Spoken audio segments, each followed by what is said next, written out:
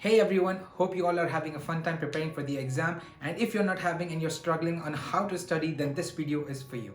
Alright, so let's dive straight into it. Now, to study for the EMREE exam, I have actually created a drive folder with neatly organized question banks for you to refer to them for studying for the upcoming EMREE exam. Now, the way the drive works, I will explain it through the entire video and then I will share the link with you all. The drive has mainly three folders named T1, T2 and T3. Now, in the T1 folder, you have two question banks, which is EMREE question bank part 1 and part 2. In the drive 2, you have another question bank, and in T3, you have a couple of past papers. I will explain you how to use these materials so that you know how to study properly. Let us just take up a random subject and a random question and let's discuss on how to study for the EMREE exam. So for example, going through pediatrics, I think on page 140, question bank part 2 in the folder T1, you will find the first question in pediatrics. So it's a 30-month-old child that speaks only 2 words that only the parents can understand. The question asks, which form of assessment would you do for this child? A hearing test or an intelligence test or any other? So now to approach this question, what we would normally do is read the question, understand the answer and just move on to the next question. How about we stop at this question,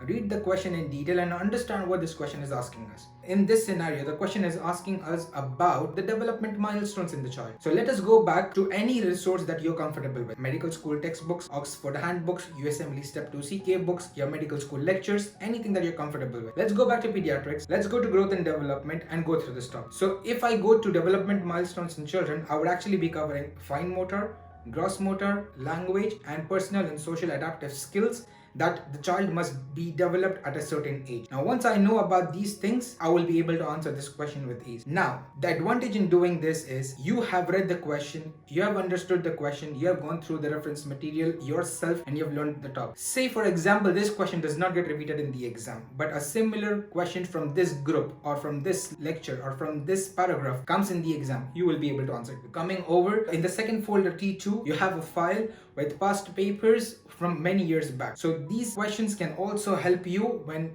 preparing for the EMREE exam because they tend to get repeated as well. Now in T3, you will have questions from the most recent EMREE exam. Now the most recent EMREE exam being 2022. Now the reason why I put these questions there is because most of the questions that came in the 2022 series were new and many people faced a lot of difficulty. So if you were to go through the topics and the questions mentioned in this question bank as well, you will be much more ready for the EMREE exam. Cumulatively completing your question bank and studying together is the smartest way to move ahead, rather than studying a reference material alone and then solving your question bank. Studying a reference material alone can be clueless and it can actually cause a lot of stress because you don't know when you're going to finish it and if that question will actually come in the exam or not. But going through the question banks and studying simultaneously on those topics will allow you to complete both of these within time and become a smart learner as well. One pro tip that I would give you all is don't trust the answers in the PDF files.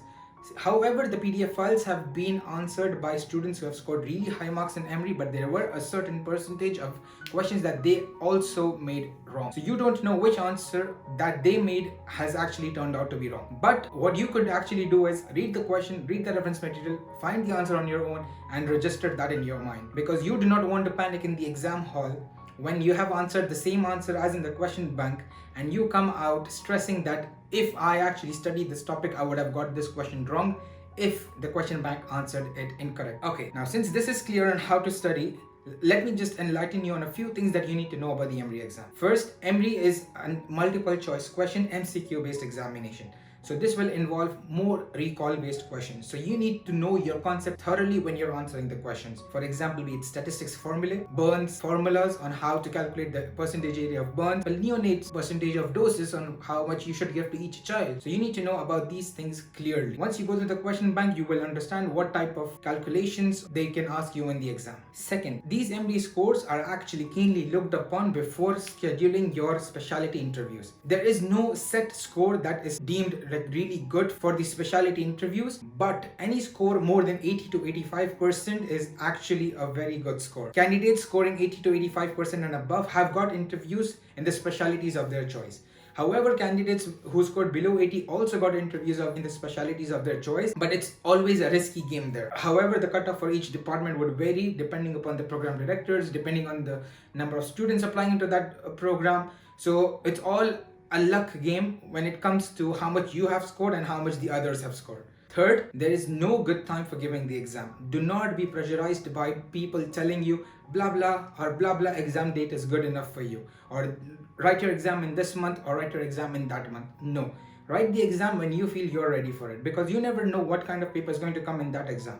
If it turns out to be tough, then you actually go with the wrong mindset that it's going to be easy and you actually perform poorly. But however, if you go with the mindset that you're prepared, be it tough or easy, you are going to face it easily. And the last point, past papers are the sole key to preparing for this exam. Do not rely on them solely, but integrate them into your study pattern by using these past papers in your reference materials as guides together, and hopefully this will turn out to be really good for you when you're studying for this exam. Work hard, work smart, most importantly stay positive, because you guys are bound to make it and I can't wait to see you all get matched.